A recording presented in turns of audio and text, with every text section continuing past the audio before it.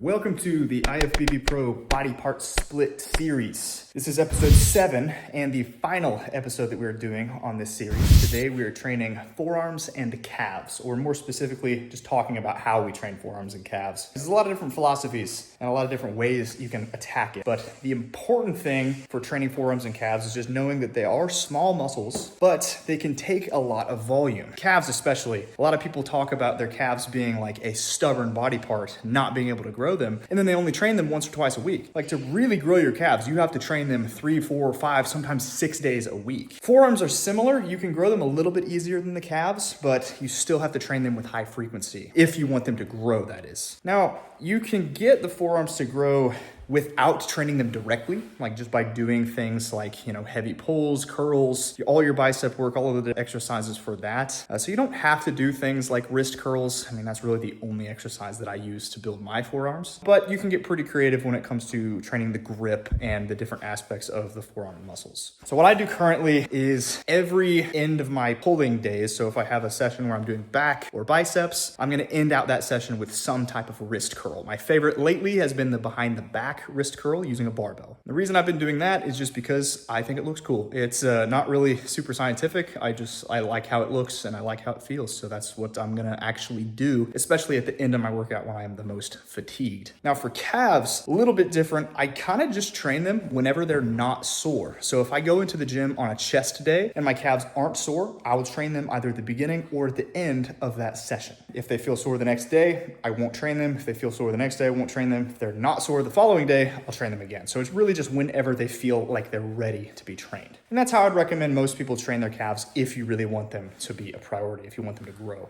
Now, the 3 primary exercises that I like to use for the calves is some type of standing calf raise using both legs, some type of seated calf raise using both legs, and then some type of single leg calf raise. I find that those 3 exercises hit the calves just differently enough to make a difference. So I don't like to be too redundant and hit the calf raise with some type of standing variation multiple times in the same session. So I like to mix it up a little bit. Of course, you guys have seen me train my arms and my calves on the same day. There I did the leg press variation. Today I'm doing the barbell on the back. I would like this to include a little bit more of a stretch, but in the home gym, in the garage, it's all I have. Now I'm gonna take the video over to Dad and see what he does for his calves and forearms. What's up, guys? I'm here in my home gym today. I'm without Mason, so I'm gonna show you how I hit calves by myself at home. Basically, I've got 2 variations that I do. I've got a Smith squat machine right behind me. So I've got a little calf bar that I stand on. I'll show you that in a second.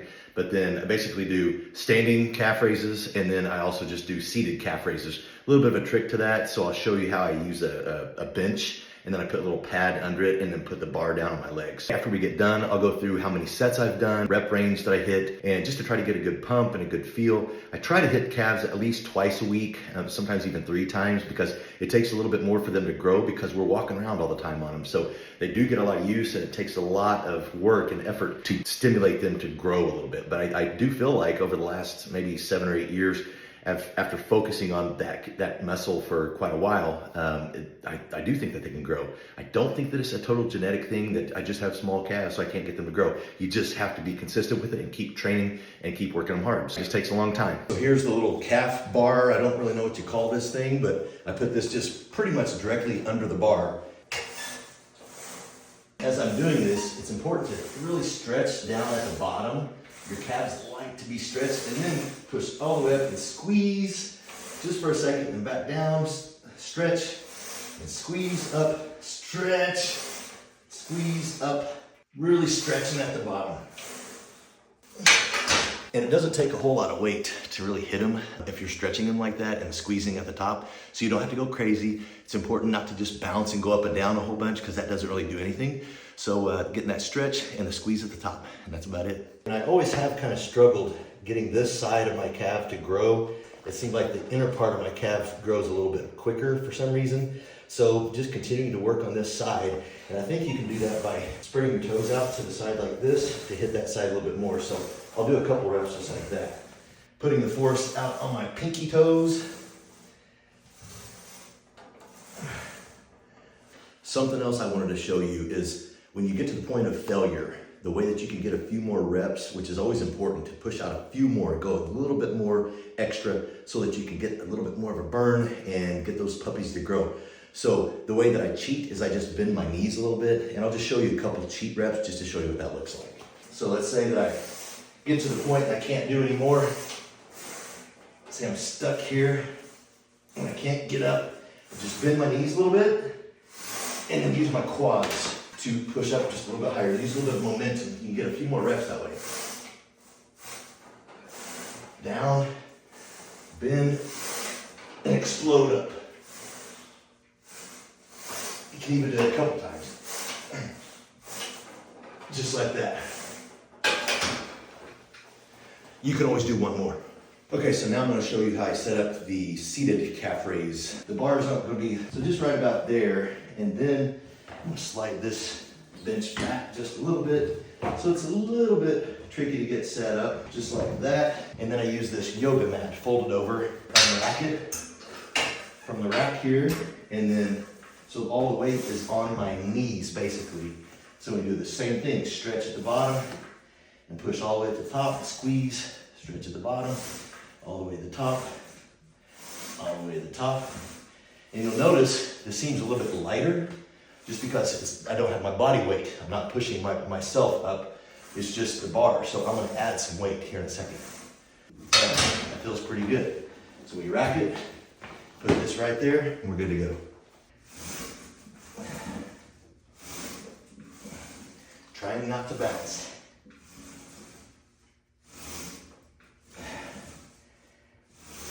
I think this exercise works more of the soleus muscle, this part down here. Not sure about that. Ask Mason. Just like that. Ah, that's a nice burn. All right, it's a daily process, guys. Keep going. You can always do one more. Let's go. So that's kind of the approach that we like to take. And look, Dad's in my garage. I can barely walk because my calves are so sore. No. So one of the things that I wanted to mention closing out this video is the fact that I've heard a lot of conflicting information about training both calves and forearms. A lot of people will say, oh, train them like any other body part. So you just train them once or twice a week. I've also heard people say, train them every day, both calves and forearms. And I've also heard people say, don't train them at all, because you can just kind of let your other movements take care of it. That just leads me to believe that it's really up to your own interpretation. It's up to what feels best for you. If you like training your calves, freaking train them.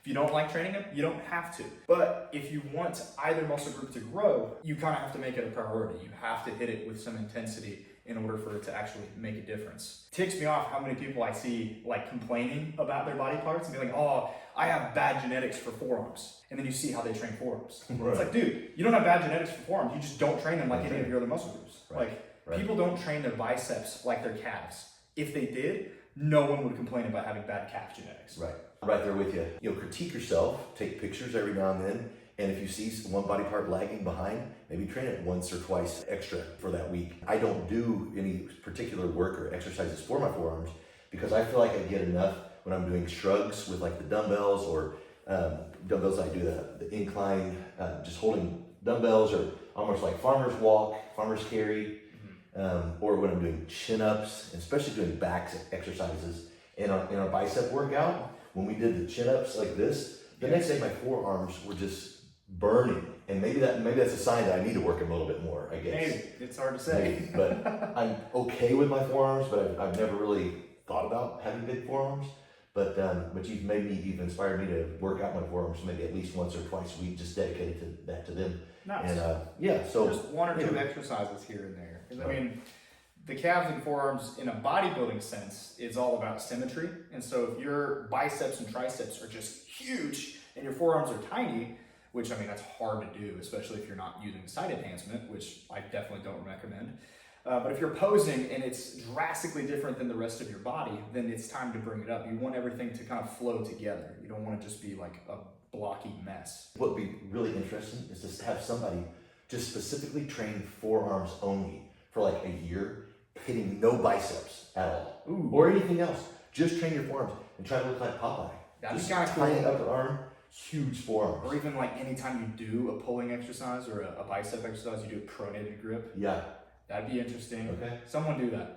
Someone out there do that. Make a TikTok. Take a before and after picture and send it to us. And tag about us. a year. Yes. You made a good point there, talking about when you start competing and when people are actually looking at your individual body parts against someone else on stage, or even against yourself a couple of shows ago. It's so weird because I remember before I competed, I never thought about hamstrings. I never thought really honestly about any of the show muscles. Right. But every muscle is a freaking show muscle. You can make every muscle impressive. Yeah. And I would also argue that every muscle is a go muscle too. I don't think there's any muscle that you can develop that doesn't contribute to some athletic ability or performance in some way. It's stupid to assume otherwise. The way you can apply this in your own training is take pictures of yourself in a Speedo from every angle. You don't have to show anybody. Just look at it and be like, oh my gosh, I don't have any quads or I don't have any calves. It's it will change the way you train, I promise. I appreciate your time today. Yes. And I appreciate all of you watching this series. This has been a fun one. Work on those calves and work on those forearms. Absolutely. We are going to be doing more training videos in the future, but it's going to be a little bit different in terms of the structure. I mean, we might be talking about a little bit different of topics during those sessions, but this has been a fun weekly series for the past 7 weeks. Thank you everybody so much for watching, and stay tuned for the next series that we launch next week. There we go. I like this pose. Is that the Frank Zane? That's Ed Corning. Ed Corning. Yeah. Sideways. I don't know how he does it. These freaking. Peace.